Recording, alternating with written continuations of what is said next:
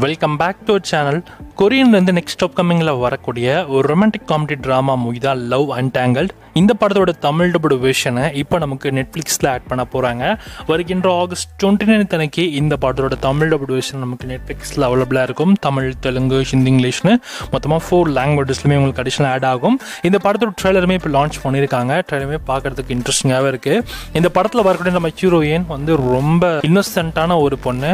So இந்த பொண்ணு வந்து ஒரு பையனை வந்து காப்பாற்றுவா.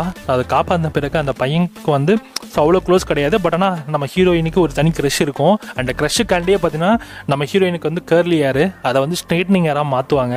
கடைசியில் ஹீரோயினுக்கு அவங்க நினச்சபடியே அவங்களுக்கு க்ரஷ் கிடச்சாங்களா இல்லையா, என்ன அற்புதமான விஷயங்கள் நடந்தது அப்படின்றதான் இந்த படத்தோட கதையாக இருக்குது.